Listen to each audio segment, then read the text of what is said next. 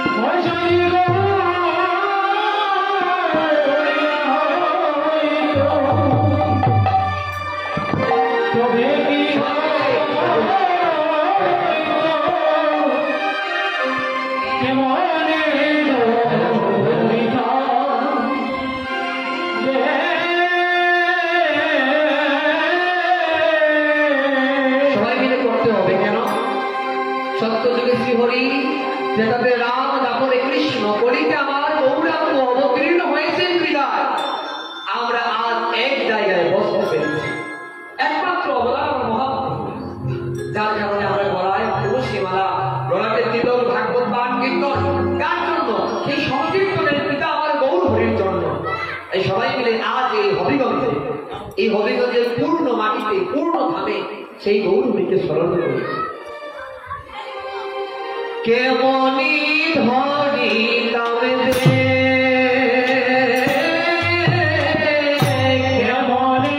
Oh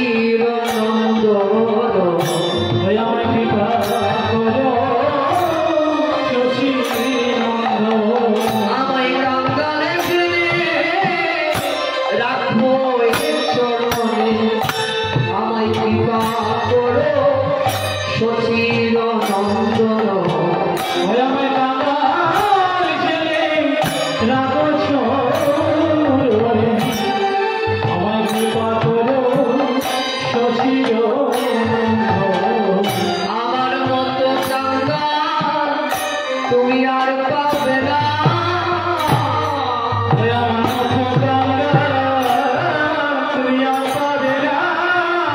আমি জন্মে জন্মে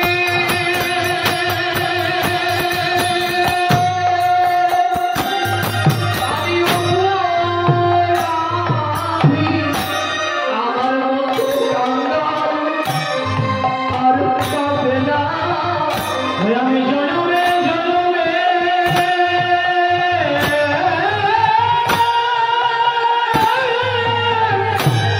প্রভু হে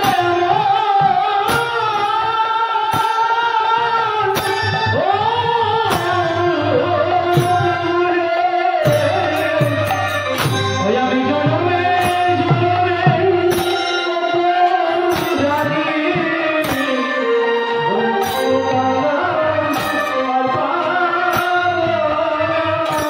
আমায় চরণ ছাড়া করো না গো আমায় সুরন ছাড়া করো শুয়ে জন্মে নয় আমায় জন্মে জন্মে আমায় চরণ ছাড়া করো না গো অসুরে জন্মে জন্মে জন্মে আমায় চরণ ছাড়া করো ওই মধুর বৃন্দা বিভিন্ন মাধুরী প্রবেশ চাতুরী সারা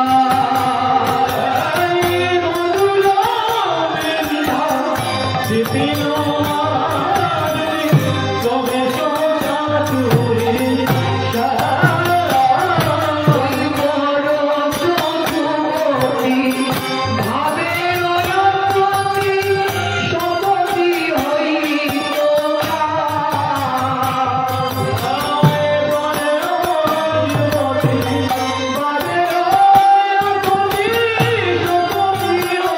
হইত আমি গহর করো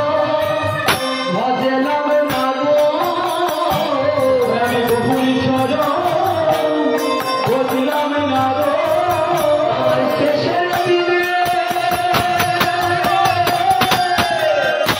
আমার কি হইবে আমার গহর করো ভজলাম না গো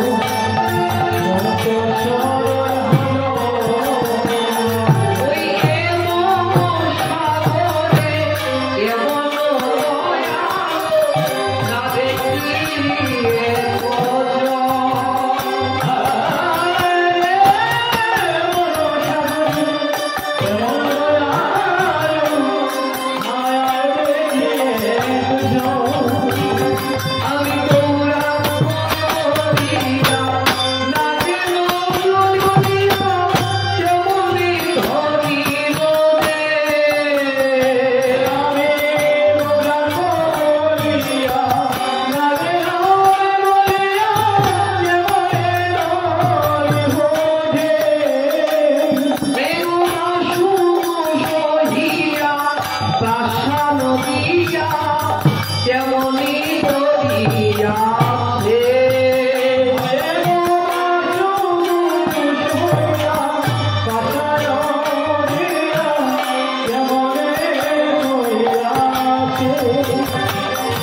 আমায় কোন দিদি আমায় গড়িয়া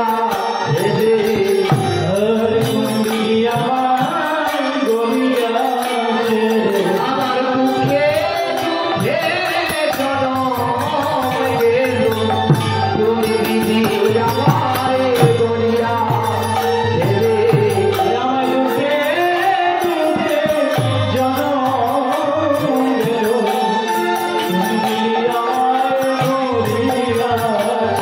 আমার আর হবে না মানবে জনম চরণে ছাড়া তুমি করো না গো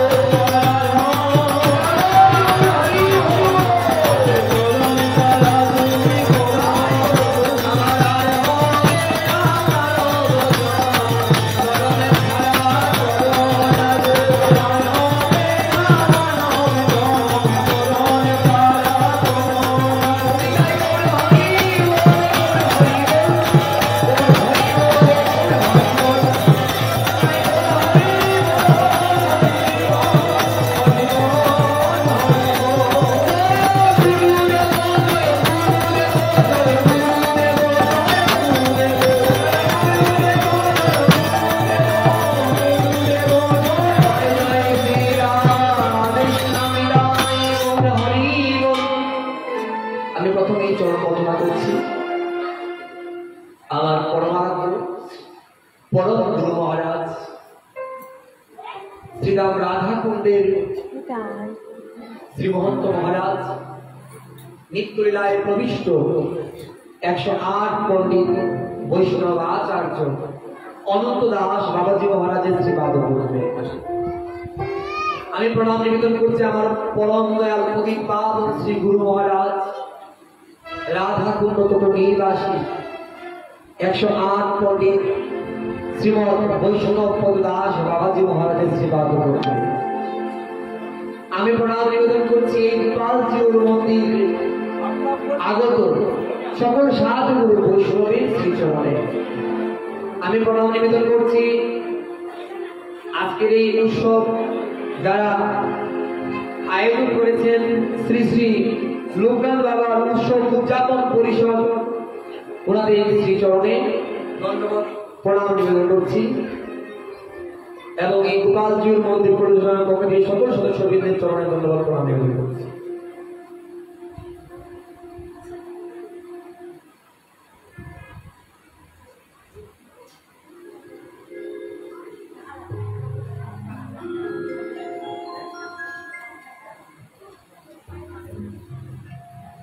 শ্রীমদ্ ভগবদ গীতা শ্রী ভগবান বাচ ততুর্বর্ণম ময়া সৃষ্টম গুণঃ কর্ম বিভাগশঃ তচ্ছ কর্তাম অপি মাম বিদ্ধি অকর্তাম অভয়ম। শ্রী ভগবান বললেন প্রকৃতির 3টি গুণ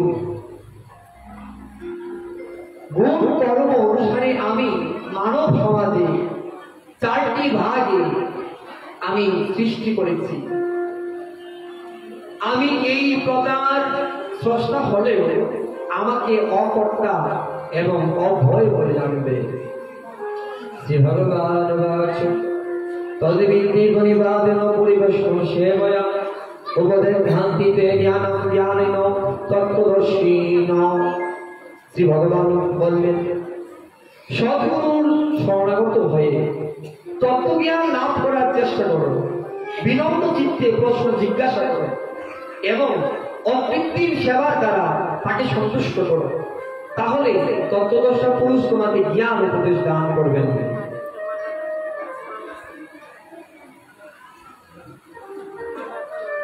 জয় জয় শ্রী রাধেশ্বর।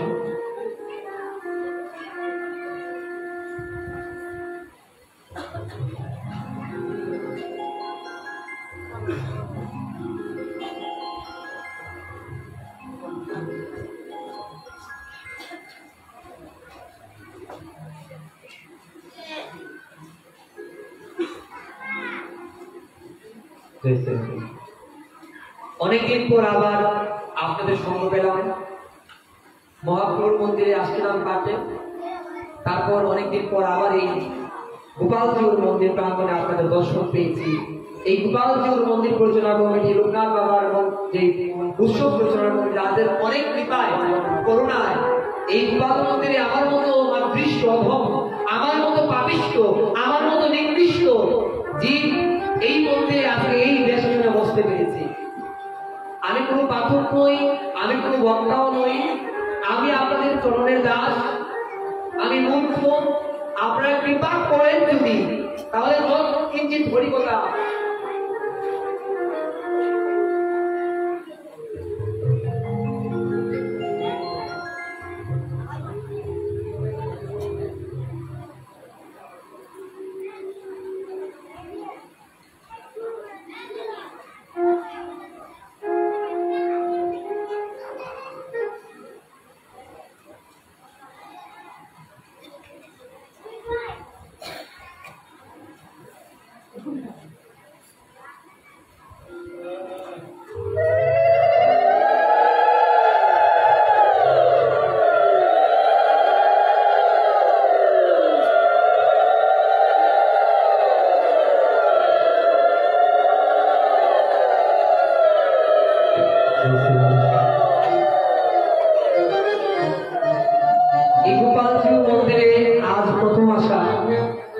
জানি না আপনাদের কতটুকু আনন্দ দিতে পারবো, কেননা হরিকথা শুনতে হয় কৃষ্ণ ভক্তের কাছ থেকে। হরিকথা শুনতে হয় যিনি কৃষ্ণ প্রেমের প্রেমিক, কৃষ্ণ রসের রসিক, তার মুখ থেকে শুনতে হয়। কিন্তু আপনারা এমন এক মূর্খকে এই আসনে বসিয়েছেন, যার কোনো ভক্তি নেই, যার কোনো সাধন নেই, যার কোনো যোগ্যতা নেই, শুধুমাত্র ভক্তাদের রক্ষার্থে এখানে বসা। ওর ভক্তকে প্রথমেই লোকনাথ বাবার একটা কথা দিয়ে আজকের আলোচনা শুরু করব। শ্রী লোকনাথ বাবা ওনার তিরোধান উৎসব। লোকনাথ বাবা একটা কথা বলেছেন, গীতা পরে কি হবে, গীতা হয়ে যাও। গীতা শুধুমাত্র পড়ার গ্রহণ নয়, গীতা হতে হবে। বর্তমান যুগে এই একটা কথা, লোকনাথ বাবার কথাটা, যদি একটা কথার দিকে আমরা একটু দৃষ্টি দেই, দেখবেন এই কথাটাই সত্য। আমরা ঘরে ঘরে গীতা পাঠ করছি, ঘরে ঘরে গীতা পাঠ হচ্ছে। আগে যেরকম ভাবে গীতার প্রতি মানুষের টান ছিল না, এখন বেশি হচ্ছে। মন্দিরে মন্দিরে, পাড়ায় পাড়ায় পাঠ হচ্ছে, কিন্তু কোনো পরিবর্তন হচ্ছে না। পরিবর্তন কিন্তু হচ্ছে না। দেখবেন যতদিন যাচ্ছে আমাদের সনাতন ধর্মের মধ্যে, আমাদের মধ্যে পাঠ পাঠ হচ্ছে। অর্থাৎ আমার মন্দির, ওই মন্দির, আমার মন্দির, এই মন্দির, আমি এই সঙ্গে, আমি ওই সঙ্গে, আমাদের মধ্যে একটা ডিভাইডের সৃষ্টি হচ্ছে, পাঠ পাঠ সৃষ্টি হচ্ছে। আমি ভাবছি এই গোপাল মন্দির আমার মন্দির, এই মহাপ্রভুর মন্দির আমার মন্দির, শনির মন্দির আমার মন্দির, আমার পাড়ার মন্দির, পাড়ার মধ্যে এই মন্দির হলে এটা আমার হবে, সেটা নয়। সেখানে আমার ভগবান আছেন, সেটাই আমার মন্দির। এই ভাবটা আমাদের আমাদের হৃদয় থেকে আস্তে আস্তে দূরে চলে যাচ্ছে। তাই পাঠ হচ্ছে, কীর্তন হচ্ছে, পরিবর্তন হচ্ছে না। কেন হচ্ছে না? আমরা পাঠ শ্রবণ যার মুখ থেকে করছি, তার মধ্যে কোনো আচরণ নেই। আর যার মুখ থেকে শ্রবণ আমরা করছি, আমরা করেও সেই কথাটা আমরা সবাই পালন করছি না। এই লোকনাথ বাবা আরো আগেই বলে দিয়ে গেছেন যে বাবা, আমার চরণ ধরে লাভ কি, আমার চরণ ধরে লাভ নেই, আমার আচরণ শিখ, আমার আচরণ ধর, তাহলে না তুমি ভক্ত হতে পারবে। সারাদিন বাবার চরণে পড়ে রইলাম, বাবার কোনো কথা আমি মানতে পারলাম না, আমি মানুষকে ঠকালাম, আমি মিথ্যা কথা বললাম, আমি অধর্ম করলাম, সেটা তো ধর্ম নয়। এই লোকনাথ ব্রহ্মচারী প্রথম কথা কি বললেন? গীতা পড়ে কি লাভ, গীতা হয়ে যাও, গীতার মতো হতে হবে, তাহলে না গীতার কৃপা লাভ করতে পারবো। তারপরে বলছেন ধরো না, আমার আচরণ ধরো। এই আচরণটা যদি ধরতে পারো তাহলেই কৃপা হয়ে যাবে। শ্রী গুরুদেব যখন আমাদের বাড়িতে আসেন, আমরা তখন গুরুদেবের চরণ আমরা ধৌত করি, গুরুদেবের অঙ্গের মধ্যে মালা দিই, আমরা গুরুদেবকে আরতি করি। গুরুদেব যখন চলে যায়, কয়জন গুরুদেবকে নিত্য স্মরণ করি, কয়জন গুরুদেবের জন্য দুই পূজা নয়নের জল ফেলি, কয়জন সেই গুরুদেবের জন্য একটু কাঁদি বসে বসে গুরুদেবের কথা চিন্তা করি। ফোন যদি থাকে, বাবাকে ফোন দিয়ে, গুরুদেবকে ফোন দিয়ে আমরা জিজ্ঞাসা করি, হে গুরুদেব তুমি কি ভালো আছো? এই প্রশ্নটা করলাম আমরা, এই প্রশ্নটার মধ্যেই তো আমরা ভুল করছি। বলছেন যিনি গুরুদেব তিনি কৃষ্ণের অংশ, তিনি ভালো কি খারাপ সেটা বিচার করার মতো সেই শক্তি আমাদের নেই। কেন নেই? আমরা কি গুরুদেবের সেবা প্রতিদিন করতে পারি? ওই বছরে একদিন, 4 বছরে একদিন, 5 বছরে একদিন, এমনও আছে বছরের পর বছর চলে যায়, একবারও গুরুদেবের সঙ্গে সাক্ষাৎ করি না, একবারও গিয়ে গুরুদেবের চরণ স্পর্শ করে একবার প্রণাম করার সময়টুকু আমার নেই। শুধুমাত্র আমার সংসার, আমার ঘর, আমার বাড়ি, এই সব করতে করতে আমাদের সময় চলে যায়। তাই ভক্তবৃন্দ, এক শিষ্য গুরুদেবের সামনে যখন গুরুদেবের সামনে যায়, সামনে গেলেই গুরুদেবকে স্মরণ করে। যখন গুরুদেব চলে যায়, ওই শিষ্য গুরুদেব কি বলে না বলে সেটা বলে যায়। হঠাৎ করে একদিন ওই গুরুদেব ওই শিষ্যকে না বলেই চলে আসে। তখন ওই শিষ্য দৌড়িয়ে গিয়ে হাতে জপমালা নিয়ে হরে কৃষ্ণ কৃষ্ণ কৃষ্ণ হরে হরে, হরে রাম রাম রাম হরে হরে এভাবে নাম করছে। গুরুদেব থেকে বলছে, আমার শিষ্য কত কৃষ্ণ ভক্ত, আমার শিষ্য আমাকে কত ভালোবাসে, আমি তাকে বলে গিয়েছি প্রতিদিন হরিনাম জপ করবে, সে প্রতিদিন গায়ে চিত্তে হরিনাম জপ করছে। এই প্রথমবার। দ্বিতীয়বার আবার কি করলেন গুরুদেব? না বলে তার বাড়িতে চলে আসে প্রায় 1-2 মাস পর। আর ওই শিষ্য কি করতে জানেন? প্রতিদিন জপ করতো না, গুরুদেব আসলেই জপ করতো, আর না হলে ওই জপমালাটা অনেক উপরে রেখে দিত। তখন কি হলো, ওই সময় ওই স্থানে ওই গুরুদেব যখন না বলেই চলে আসতো, শিষ্য গুরুকে দেখে অবাক, বলছে বাপরে বাপ, গুরুদেব এবার একটা ফোনও করলো না, একবার বললো না আজকে গুরুদেব চলে আসবে, আমাকে না বলেই চলে আসতো। দৌড়িয়ে গিয়ে ওই যে 2 মাস আগে ওই উপরে যে তুলসীর জপের মালা যে রেখেছে, ওই মালাটা নিয়ে আধারি নিয়ে তাড়াতাড়ি করে উপর থেকে নিচে চলে আসলো। গুরুদেব আবার দেখতে পাচ্ছে তার শিষ্যের হাতে জপ মালা। এবার শিষ্য কি করতে জানেন? ওই আধারের ভিতরে হাত ধরিয়েছে, আর উপরে রাখতে রাখতে ওই জপের আধারের ভিতরে সেই বলা বাসা বেঁধে ফেলেছে। বলা বাসা যখন বেঁধে ফেলেছে, হ্যাঁ, ওই বলা আস্তে আস্তে ওই আঙুলের ভিতরে দিয়ে হরিনাম করছে, হরে কৃষ্ণ, তখন কৃষ্ণ কৃষ্ণ করছে, হাতের মধ্যে কামড় দিচ্ছে। যখনই কামড় দিচ্ছে বলছে হরে কৃষ্ণ কৃষ্ণ বলতে বলতে কাঁদছে। গুরুদেব বলছে, কি রে বাবা, আগে তোমাকে দেখছিলাম তুমি কৃষ্ণ নাম করতে, এখন কৃষ্ণ নামের সঙ্গে সঙ্গে নয়নের জলও আসছে। আমার শিষ্য কত বড় হয়েছে, আমার শিষ্য ভক্তি জীবনে কত এগিয়ে গিয়েছে। এবার কৃষ্ণ কৃষ্ণ হরে হরে, হরে রাম রাম রাম বলতে পারছেন, আরো চিৎকার করছে। গুরুদেব বলতে, বাবা তোমার কি হয়েছে? এত প্রেম আমার গৌরীর জন্য, এত প্রেম, এত ভক্তি, এত অনুরাগ তোমার।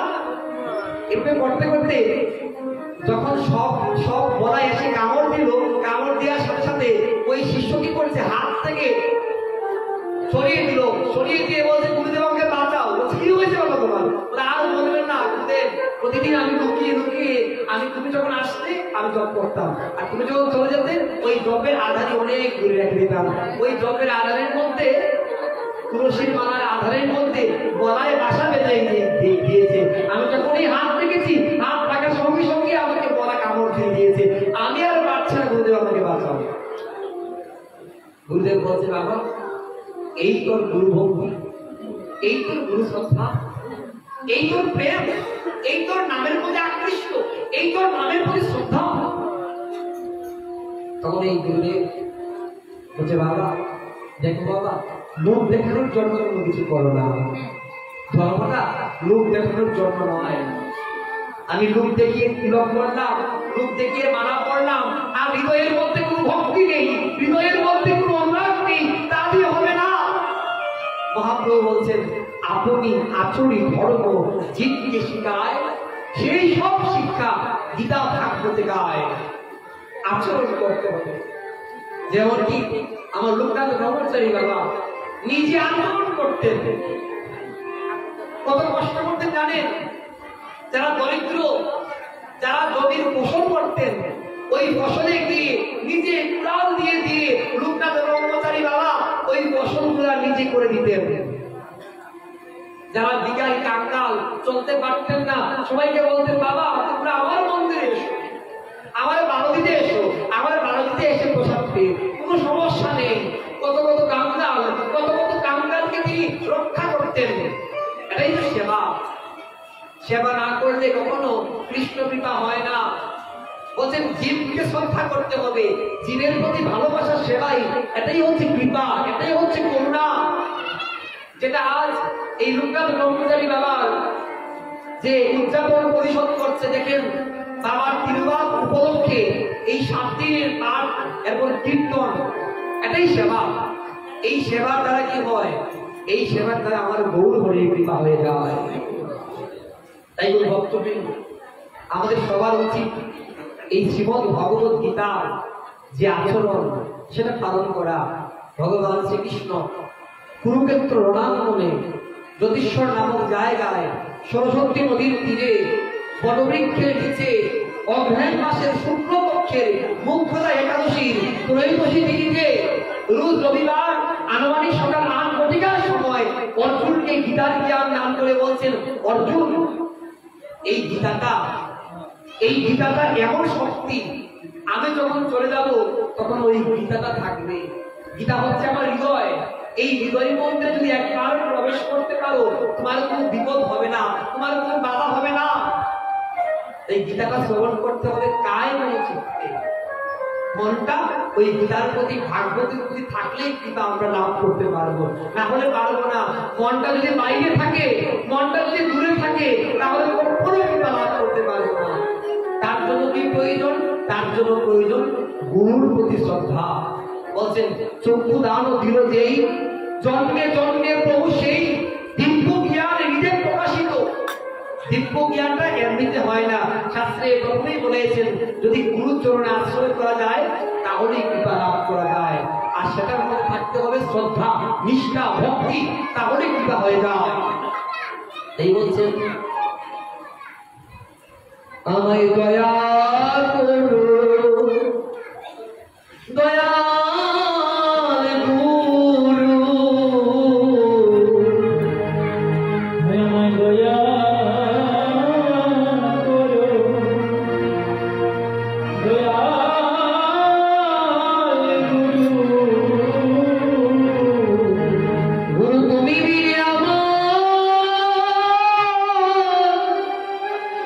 আমার আর কেহ নাই, আমায় দয়া করো আমার দয়াল গুরু।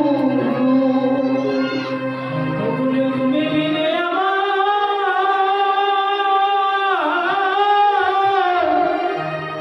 আর কেহ নাই, আমায় দয়া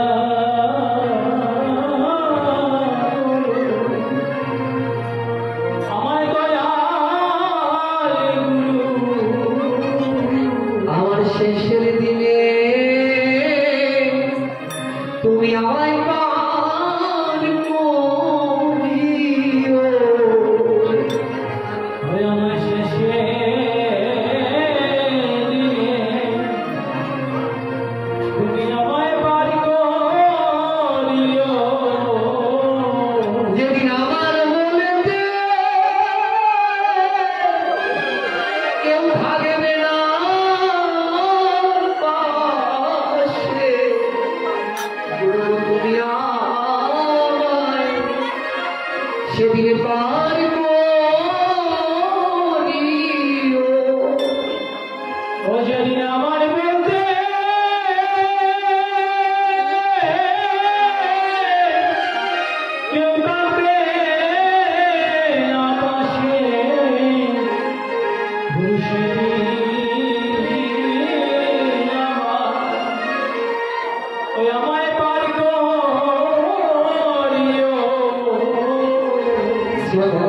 বলেছেন তদ্বিদ্ধি পরিপাক প্রশ্ন সেই তদ্বিদ্ধি সেই গুরুদের সেবা অনুরাগ ভক্তি যদি একবার করতে পারেন, আপনি যদি চুলো হয়ে থাকেন চুল থেকেও ভালো হয়ে যাবেন। আরেক দৃষ্টান্ত শুনুন। এক সাধু মন্দিরে গোবিন্দের সেবা পূজা অর্চনা করেন। তিনি সদ্গুরু, সারাদিন হরিনাম জপ করেন আর হা রাধে হা কৃষ্ণ বলে কাঁদেন। হঠাৎ করে দেখতে পাচ্ছেন সন্ধ্যার সময় এক কালো এক কাপড় দেখে তিনি অবাক হয়ে গেছেন। কে তুমি কে? কে দেখি তো তুমি কে? দেখতে পাচ্ছেন এক কালো কাপড়। সামনে যখন এগিয়ে গেলেন দেখতে পাচ্ছেন এক কালো বর্ষণ করা একটি বুক। সেই গুরুদেব জিজ্ঞাসা করছে, বাবা তুমি কে? তুমি আমার সম্মুখে আসো, তুমি কে? দেখাও তো তোমার মুখটা। তখন ওই সময় ওই স্থানে ওই কালো কাপড় ওরা মুখ খুলে ওই গুরুদেবকে বলছে, বাবা আমি হচ্ছে চুর। চুর বাবা, আমি সাধু, আমার কাছে তুমি কিসের জন্য এসেছো? চুর যেহেতু তুমি চুরি করবে বাবা, আমার কাছে কি প্রয়োজন? আমি হচ্ছে বিরক্ত সন্ন্যাসী, আমার কাছে বাবা টাকা পয়সা স্বর্ণ কোনো কিছুই আমার কাছে নেই। কেন জানো? আমার কাছে আমার গোবিন্দ আছে, আমার কাছে আমার গৌরবই আছে। তাই বাবা যেদিন বুঝতে পেরেছি এই সংসারময় সাগরে একমাত্র গোবিন্দ ছাড়া শেষের দিনের বন্ধু কেউ হবে না, সেদিন আমি কি করলাম? সমস্ত কিছু ত্যাগ করে আমি ওই চরণে নিজেকে বিক্রি করে দিয়েছি। তাই আমার এই পরনের বসন, হাতে তুলসী মালা, কোলের তুলসী মালা ছাড়া আমার আর কিছু নেই। বলো তো বাবা আমি তোমাকে কি দেব? বাবা আজকে আপনার কাছে আমি এসেছি দীক্ষা নেওয়ার জন্য, আপনি কি আমাকে দীক্ষা দেবেন? তখন ওই সময় বলতে, আমি তোমাকে দীক্ষা দেবো? তুমি তো চুরি করো বাবা। আমি শুনেছি যারা চুরি করে তারা কারোর কথা শুনে না, তুমি তো বাবা আমার কথা শুনতে পারবে না। তাহলে তুমি দীক্ষা নেওয়ার পর তোমার আরো অপরাধ হবে। কেননা গুরুমুখ প্রথম বাক্য হৃদে করি মহা ঐক্য, আর না করিয়া মনে আসা। তুমি কি পারবে আমার কথা রাখতে? যদি পারো তাহলে তোমাকে দীক্ষা দেবে, আর যদি আমার কথা রাখতে না পারো আমি তোমাকে দীক্ষা দেব। চুর বলছে, বাবা আমি তোমার কথা রাখতে পারবো বাবা, তুমি আমাকে দীক্ষা দাও। ওই গুরুদেব কি করলেন? দীক্ষা দিলেন। দীক্ষা দেওয়ার পর বলছে, এবার আমার কথা শোনো।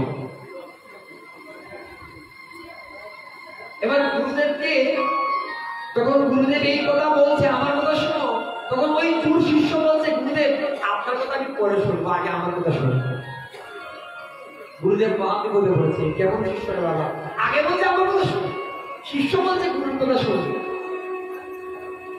তখন ওই গুরুদেবের কাছে ওই শিষ্য বলছে, বাবা আমি তো দীক্ষা নিয়েছি তোমার কাছ থেকে, বাবা আমাকে তুমি কৃপা করো, আমি তোমার কাছে যা চাইবো তুমি আমাকে তাই দেবে।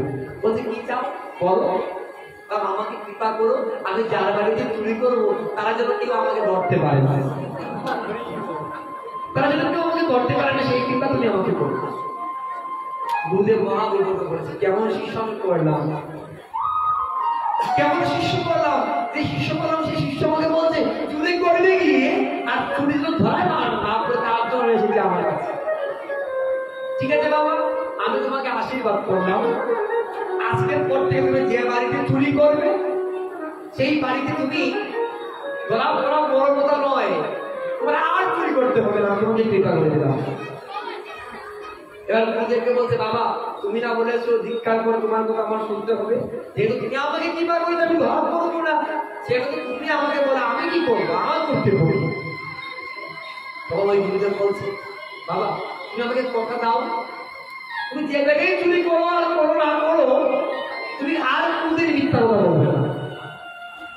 এবার চুর বলছে, বাবা এই যে বলছি চুরি করে তো মিথ্যা কথা বলতে হবে, আর মিথ্যা যদি করি তাহলে আমি ধরা পড়বই। গুরুদেব বলছে বাবা যদি আমার কথাটা মানতে পারো তোমার জীবনটা পরিবর্তন হয়ে যাবে। এবার দেখো তুমি কি করবে, আমার কথা মানবে নাকি মানবে না। চুর শিষ্য তো সে বলছে গুরুদেব তুমি আমাকে যেহেতু আশীর্বাদ করেছো এবার চুরি করার পর আর চুরি করতে হবে না, তাহলে আমিও তোমাদের কথা দিলাম আমি চুরি করবো বটে কিন্তু আমি আর কোনোদিন আমি কখনো আমি মিথ্যা কথা বলবো না।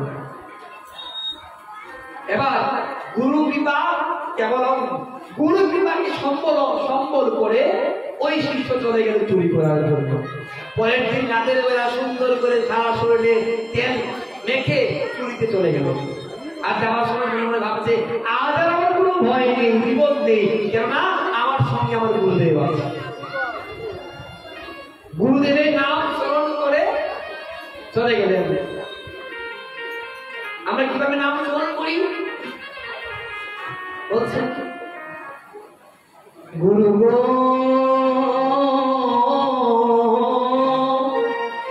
আমি অতি মূঢ়মতি, আমি না জানি ভজন শ্রুতি, আমার অন্তিম কালে আমার কি হবে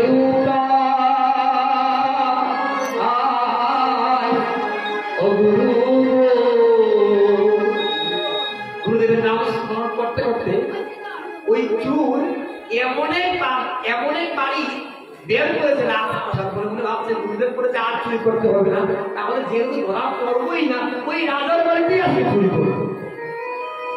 গুরুদেবের নাম স্মরণ করতে করতে রাজার বাড়িতে চুরি করতে গেল। ওই রাজার বাড়িতে চুরি করতে গিয়ে সন্দুকের কাছে গেল। সন্দুকের কাছে যাওয়ার পূর্বে অনেক উপরে উঠেছে, তো উপরে উঠেই ঠাস করে শব্দ হয়ে শব্দ হওয়ার সঙ্গে সঙ্গে ওই স্থানে আরেকজন হাতে ধরে বলে কে তুমি কে কে কে। এবার বলে বললো আপনি কি বাবা আমি গুরুদেব বলতে কখনো ধরা পড়বো না, আজকে তো এসেই ধরা পড়ে গেলাম না, তো গুরুদেবের কথা মিথ্যা হয়ে গেল, কেমন গুরুদেবের কাছ থেকে আমি দীক্ষা নিলাম। এবার যে হাতে ধরেছে বলছে এই তুমি কে তুমি কে তুমি কে, আর চুরু বলছে তুমি কে তুমি কে তুমি কে, ও যে ধরেছে সেও বলছে তুমি কে তুমি কে। এবার দুইজন তুমি কে বলছে, বলতে বলতে বলতে আমি চুর, আর যে হাতে ধরেছে সে বলছে আমিও তো চুর, তুমিও চুর আমিও চুর। বলছে আমিও তো চুরি করতে এসেছিলাম, তুমিও কি চুরি করতে এসেছি? বলছে হ্যাঁ আমিও চুরি করতে এসেছি। চুরে চুরে বলছে তাহলে তার বিপদ নেই, তুমিও যেহেতু চুর আমিও চুর। আমি মনে মনে ভাবছি গুরুদেবের কথা মিথ্যা হয়ে গেল। এবার দেখলাম গুরুদেবের কথা মিথ্যা হলো, তুমিও চুরি করতে এসেছো, ভালো হয়েছে দুইজনে মিলে আজকে চুরি করবো। এবার দুই চুরি মিলে চুরি করতে গিয়েছে। এবার যে আগে এসেছিল তা সে হচ্ছে ছোট চুর, আর যে পরে এসেছে সে হচ্ছে বড় চুর। কেন বড় চুর? যখন সন্দুকে খুলতে গিয়েছে, সন্দুকের আগের দিনে সন্দুকের নাম্বার ছিল, ওই নম্বর দিলে আপনি নম্বরের সঙ্গে সঙ্গেই এই সন্দুক খুলে যেত। এবার ছোট চুর বিভিন্ন নম্বর দিচ্ছে কিন্তু সন্দুক তো বলতে পারছে না। সন্দুক যখন বলতে পারছে না তখন ওই সময় ওই বড় চুর বলছে আমি সন্দুকের নাম নম্বরও জানি। ছোট চুর বলছে বাপরে বাপ কেমন চুর তুমি, সন্দুকের নম্বরও জানো, বিশাল বড় চুর তুমি, তাহলে আজকের থেকে আমি ছোট চুর আর তুমি অত বড় চুর। এবার কি বলো, ওই সন্দুকে খুলে ওই সন্দুক থেকে তিনটি হীরার পাথর দেখতে পাচ্ছে, একটি দুটি তিনটি। বড় চুর বলছে আমি যেহেতু সন্দুকের নাম্বার জেনেছি, নম্বর জেনেছি, তো সেহেতু আমিও চুরি করছি তুমিও চুরি করছো, তাহলে এবার তিনটি যখন হীরা পেলাম এবার তুমি কয়টা হীরা নিবে আমি কয়টা হীরা নিবে। ছোট চুর মনে মনে ভাবছে গুরু কৃপার কারণেই তো আজকে চুরি করতে পারলাম, গুরুদেব দীক্ষা দিয়েছে বিদায় আজ রাজপ্রাসাদে এসে চুরি করেছে, কেউ ধরতে পারে ভাই, সেটা হচ্ছে গুরু কৃপা। তাহলে আজকে আমার মনটা সরল করতে হবে। শুনো এক কাজ করো, তুমি যেহেতু বড় চুর তুমি একটা হীরা নিয়ে দাও, আমি একটা হীরা নিয়ে যাই, আরেকটি হীরা রেখে যাই, যেন রাজা বাকি হীরা দিয়ে চলতে পারে। তখন ওই সময় ওই বড় চোর বলতে ঠিক আছে তুমি একটা নিয়ে যাও, আমি একটা নিয়ে যাও। এবার কি বলো, ওই বড় চুরো চলে গেল, ছোট চুরো চলে গেল। এবার রাতের অন্ধকারে চুরি হয়েছে রাজার বাড়িতে, কে চুরি করেছে, কার এত বড় শক্তি, কার এত বড় স্পর্ধা।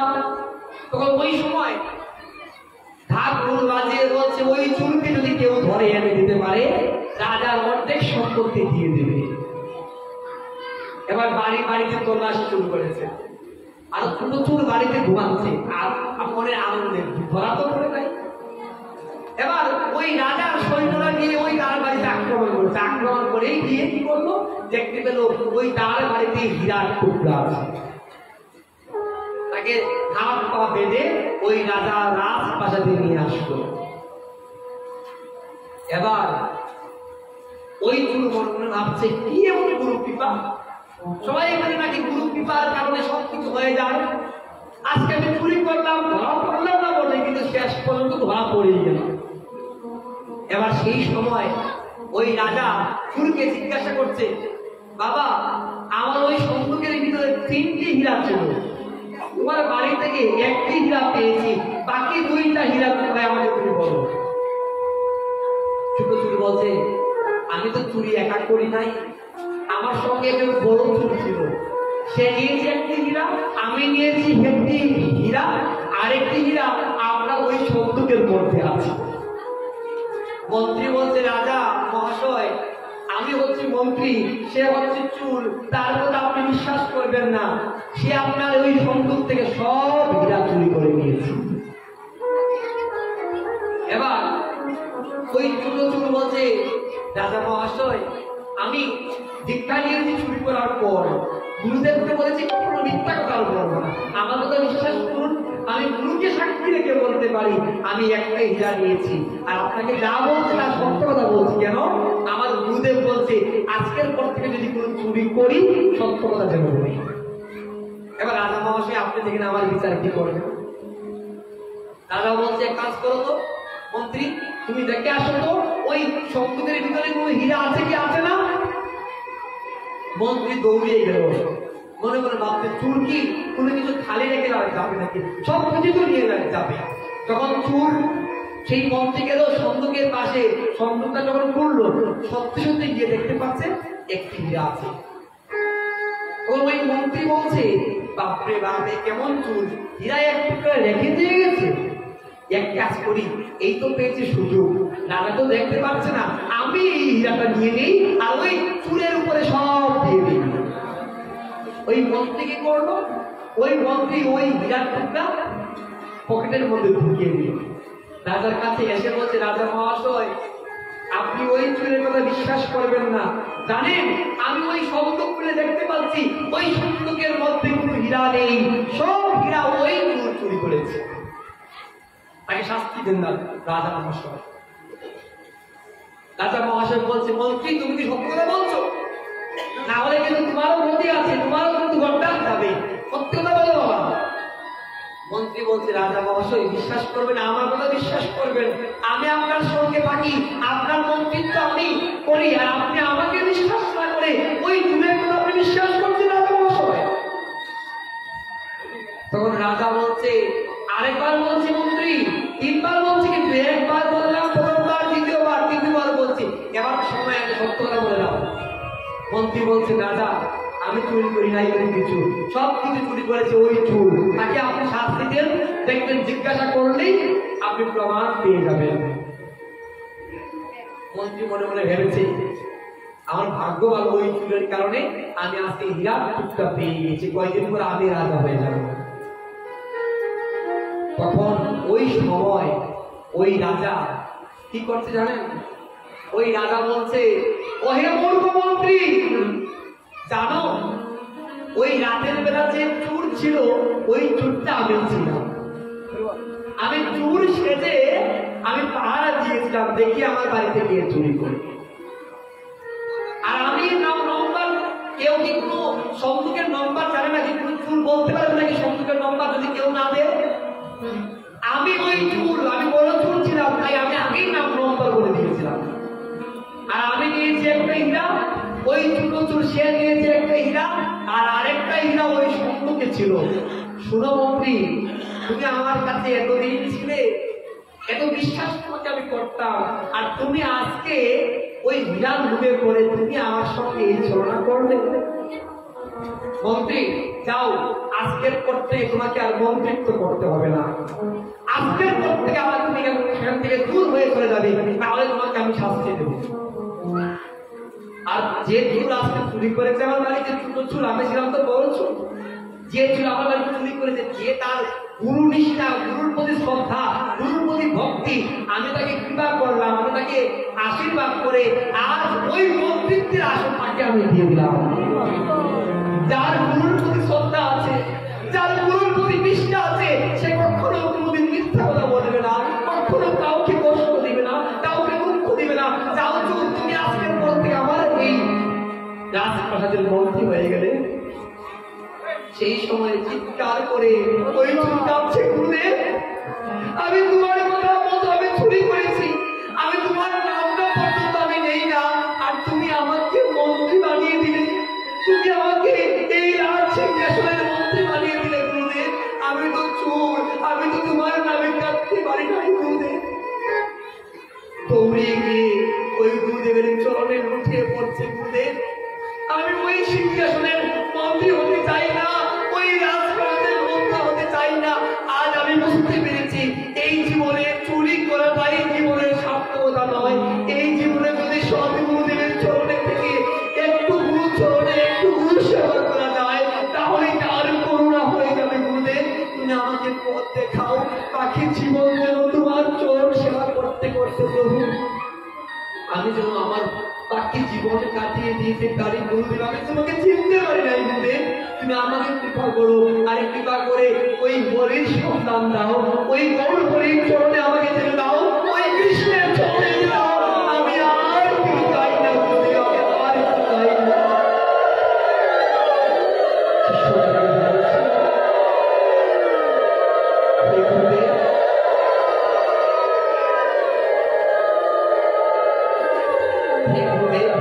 এই মানব জীবনে তুমি ছাড়া তো শেষের দিনের বান্ধব কেউ হবে না।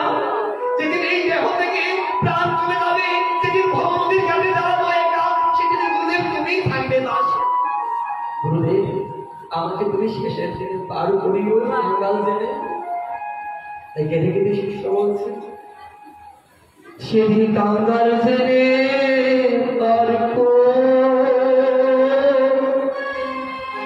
ও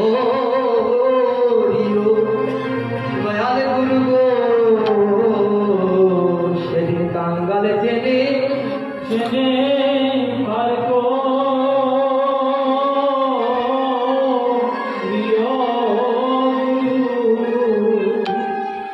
সেদিন একা একা আমার যেতে হবে। সেদিন একা একা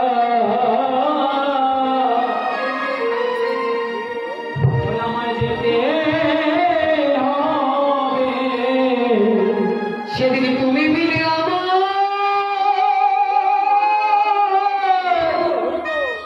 আমার আর কেহ না। ও সেদিন একা একা আমার যেতে হবে। ও সেদিন তুমি দিলে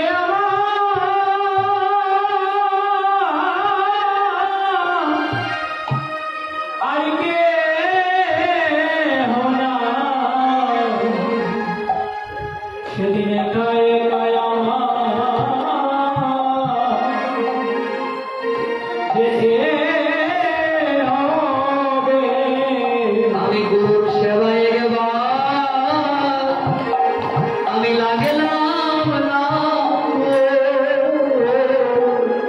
আমি গুরু সেবা একবার লাগে যাবে না। আমার শেষের দিকে আমার কি হবে? আমার গুরুর সেবায় আমি লাগলাম না। ওই আমার শেষে দিলে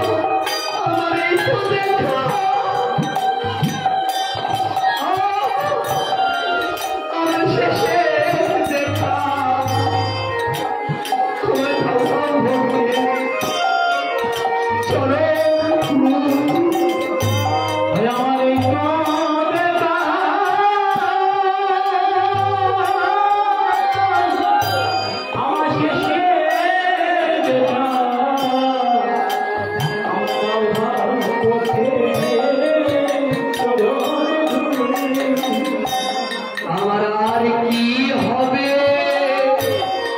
এমন মানুষ আমার কি হবে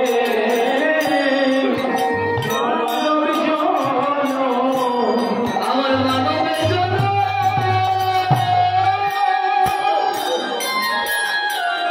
আমার কি হয়েছে? আমার আর কি হবে মানব আমার মনার দিন ছায়া গেল আমার কি হবে মানব জন আমার ঘরে জানা আমার বাইরে জানা আমার ঘরে ছায়া বাইরে জানা আমার ঘরে জানা বাইরে জানা আমার ঘরে ছায়া বাইরে জানা ওই কৃষ্ণ কৃষ্ণ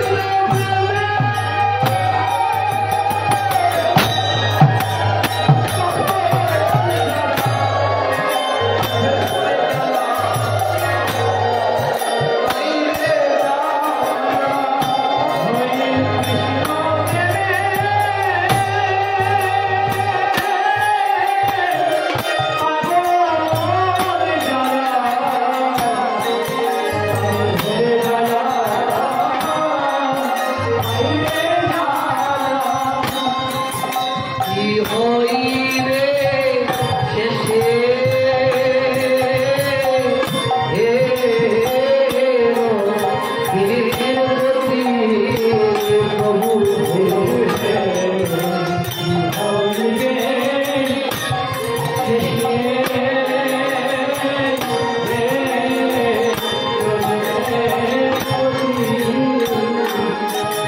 আমি নিবে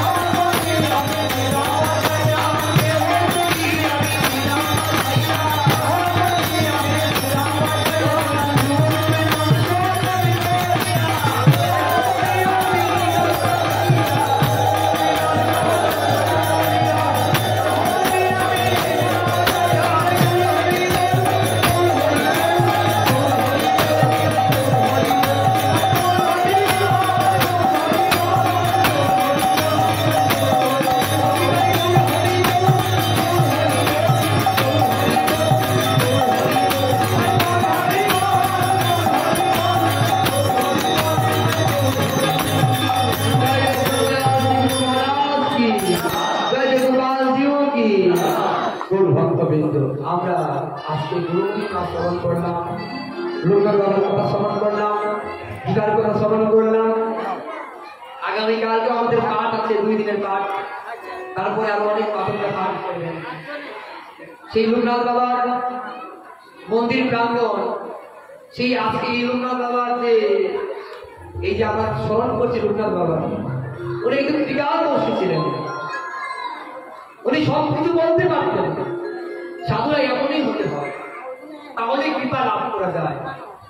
সেই লোকনাথ ব্রহ্মচারী বাবা তিরুধানে আমরা লোকনাথ বাবাকে একটু স্মরণ করি। একদিন লোকনাথ ব্রহ্মচারী বাবার কাছে এসে এক ভিখারি বলছে, বাবা আমি খুব বিপদে পড়েছি। কি বিপদ? আমার কি হয়েছে? বলছে, বাবা আমাকে মিথ্যা মামলায় ফাঁসিয়ে দেওয়া হয়েছে। বাবা আমার তো অর্থ নেই, আমার তো সামর্থ্য নেই, আমি পারছি না। আপনি যদি আমাকে কৃপা করে ওই মামলা থেকে বাঁচিয়ে দেন, তাহলে আমি অনেক উদ্ধার হয়ে যাব। বাবা আপনি তো জানেন সব ঘটনা। বাবা বলছে কেমন লীলা, শেষ পর্যন্ত আমাকে ওই আদালতের কাজ গোড়ায় গিয়ে দাঁড়াতে হবে। ঠিক আছে, আমি দাঁড়াবো, আমি দাঁড়াবো। কারণটা হচ্ছে কি, আমি ভক্তের কষ্ট সহ্য করতে পারি না, যারা আমার ভক্ত তাদের কষ্ট সহ্য করতে পারি না। কার গোড়ায় রঘুনাথ ব্রহ্মচারী বাবা দাঁড়িয়ে গেলেন। তখন বাদী পক্ষে উকিল বলছে যে বাবা, আপনি যে আসলেন, আপনি চৌকি থেকে না, আপনার এত বয়স, আপনি কিভাবে চৌকি দেখবেন, আর কিভাবে আপনি এত আগের ঘটনা আপনি সাক্ষী দেবেন? আপনি আগে প্রতিজ্ঞা করেন, বলেন যা বলি সত্য বলিব, মিথ্যা বলিব। ব্রহ্মচারী বাবা বলছে, বাবা এইভাবে সত্য আর মিথ্যা এভাবে যাচাই করতে নেই বাবা। সত্য যদি বলতে হয় সত্য বলেই আমি বলবো, আমি মিথ্যা বলবো। তখন উকিল, বাদী পক্ষের উকিল বলছে, বাবা তুমি তো মিথ্যা কথাই বলবে, তুমি এখন বৃদ্ধ হয়ে গেলে, তুমি চৌকেই দেখতে পারো না, আর তুমি কিভাবে এই এত রাত্রের ঘটনা তুমি জানতে পারবে? লোকের ব্রহ্মচারী বাবা বলছে, জয় সাহেব, ওই অনেক দূরে গাছ বৃক্ষ, ওই বৃক্ষের মধ্যে একদম পোকামাকড় উপর থেকে উঠছে, নিচের দিকে যাচ্ছে, আপনি দেখতে পাচ্ছেন এখান থেকে? জয় সাহেব বসে বসে দেখতে পাচ্ছেন, দেখাতে যাচ্ছে, বারবার তাকাচ্ছেন, দেখতে পাচ্ছেন। বাড়ির পক্ষে উকিল বলছে, উনি ভণ্ড, ওনার কথা শুনবেন না, এত দূরের গাছের মধ্যে লোকনাথ বাবা কিভাবে দেখবেন? তখন লোকনাথ বাবা ব্রহ্মচারী বাবা বলছে, এক কাজ করুন উকিল সাহেব, আপনি জানতে গিয়ে দেখে আসেন, আমার তো সত্য বানিয়ে দিলাম। আসামি পক্ষের উকিল, ওই পক্ষের উকিল সবার 3 জনকে পাঠালেন ওই দূরে, পাঠিয়ে বলছে দেখে আসুন ঘটনা কি সত্যই? তখন কাছে গেলেন, কাছে গিয়ে দেখতে পাচ্ছেন সত্যই ওই গাছের মধ্যে একজন পিপিলিকা উপরে উঠছে, একজন পিপিলিকা নিচে নামছে। তখন ওই সময় ওই স্থানে ওই উকিল গিয়ে বলছে, জয় সাহেব, ওই লোকনাথ ব্রহ্মচারী বাবা সাধারণ কেউ নয়, উনি ত্রিকালদর্শী। তখন জয় সাহেব ওই রায় দিয়ে দিলেন। এই ভক্ত যারা, তাদের সিসি ক্যামেরা লাগে না। আমরা দেখবেন বাড়ির মধ্যে সিসি ক্যামেরা, মন্দিরের মধ্যে সিসি ক্যামেরা লাগাই না, কিসের জন্য? চুরকে ধরার জন্য। এবার যদি ভগবান বলে, আপনি যে সিসি ক্যামেরা লাগালেন, আপনার ভিতরে যে চুরি করছেন, আপনি যে চুরি করছেন, আপনি কি মনে করছেন আপনি যে অন্যায় করছেন তা কেউ দেখতে পাচ্ছে না? সব কিছু দেখতে পাচ্ছে। যেদিন মৃত্যুবরণ করবো, ওই মৃত্যুবরণ করার পর ওই চিত্রগুপ্ত খাতা করে দেখাবে আমরা কে কি করেছি। আমরা খারাপ কাজ করে মনে করি আমাদেরকে কেউ দেখছে না, ভগবান স্বয়ং দেখছেন। ভগবানের ওই সিসি ক্যামেরা সব জায়গায় আছে। তাই কখনো মানুষ ঠকাতে নেই, মানুষের মনে কষ্ট দিতে নেই, মানুষকে ভালোবাসতে হবে, অন্যায় কাজ করতে নেই, তাহলে আমরা কৃপা লাভ করতে পারবো। এটাই হচ্ছে ধর্ম। গৌর ভক্তবৃন্দ, আমরা সবাই গৌর হরির চরণে নিজের মনকে আমরা নিবেদন করি। এই যে সামনে আসছে দধিচিরা ধর্ম মহোৎসব, আগামীকাল আমরা আলোচনা করবো সেই জ্যৈষ্ঠ মাসের ধর্ম মহোৎসবের মাহাত্ম, স্নান যাত্রার মাহাত্ম। যেহেতু জ্যৈষ্ঠ মাসে এই 2টি উৎসব হয়, অনেক গুরুত্বপূর্ণ। আগামীকাল আপনারা সবাই থাকবেন এই প্রার্থনা। ওই ভক্তবৃন্দ, আমরা মহাপ্রভুর কাছে এই প্রার্থনা করি, এই জগতে আমরা যে কয়টা দিন পৃথিবীতে আমরা আবার একটু সকাল সকাল আসবেন, তাহলে অনেক আলোচনা করা যায়। এগুলো ভক্তবৃন্দ, আসুন সবাই মিলে কীর্তন আনন্দ করি। গীতা সাবিত্রী সীতা সন্ধ্যা প্রতিমতা